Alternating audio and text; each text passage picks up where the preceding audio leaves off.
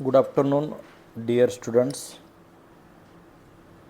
Linear equation in two व्हेरिएबलचा आपण पहिला कंपल्सरीचा क्वेश्चन पाहिलेला आहे. आता क्वाड्रॅटिक इक्वेशनकडे जायचं आहे. पहिले 8 मार्क फार महत्त्वाचे आहेत.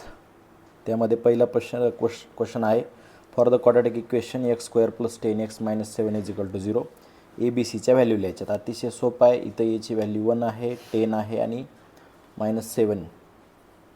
ऑप्शन नंबर सी या ठिकाणी आन्सर आहे. From the following equations which one is the quadratic equation. आता क्वाड्रॅटिक इक्वेशन कसं ओळखायचं आहे. हे एक्स आहे, इथं पहिलं क्वाड्रॅटिक इक्वेशन असू शकत नाही. त्यानंतर इथं x² + 5x = 4 बी ऑप्शन आपल्याला मिळेल. सी आणि डीकडे जायची आवश्यकता नाही. तिसरा प्रश्न जो या ठिकाणी दिलेला आहे,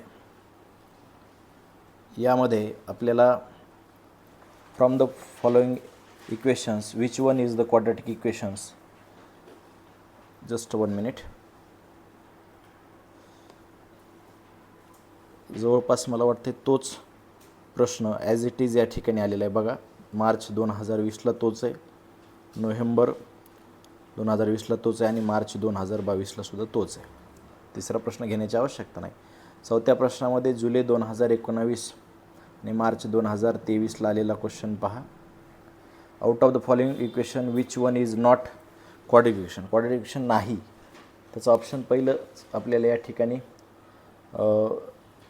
मिळू शकतं, कारण x² या ठिकाणी कॅन्सल होतं आणि हे इक्वेशन क्वाड्रॅटिक इक्वेशन राहणार नाही. Option A. पाचव्यामध्ये which of the following quadratic equations has roots 3 and 5.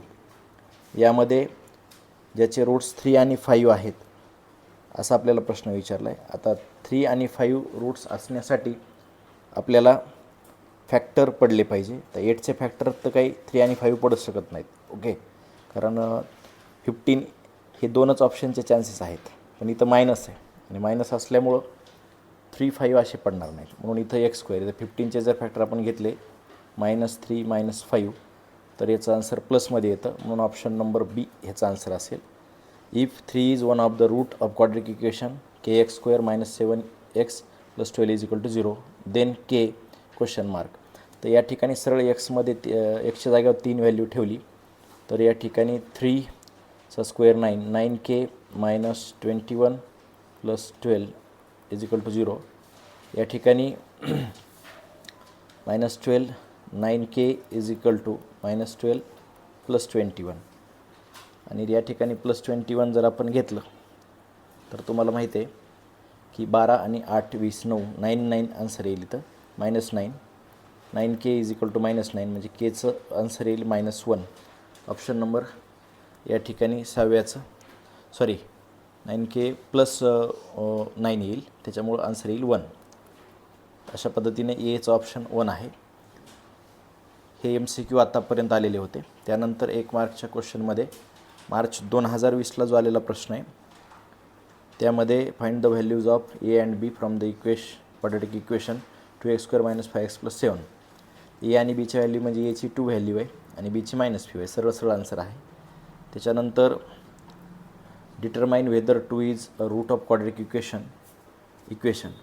तर 2 हे क्वाड्रॅटिक इक्वेशनचं रूट आहे हे आपल्याला डिटरमाइन करायचं. त्यासाठी आपल्याला एममध्ये 2ची व्हॅल्यू ठेवावी लागेल. 2ची व्हॅल्यू ठेवल्याच्यानंतर LHS -2 येतं तुमचं, मात्र LHS 0 आहे, त्याच्यामुळे LHS is not equal to RHS. म्हणून m = 2 हे या ठिकाणी रूट्स होऊ शकत नाही.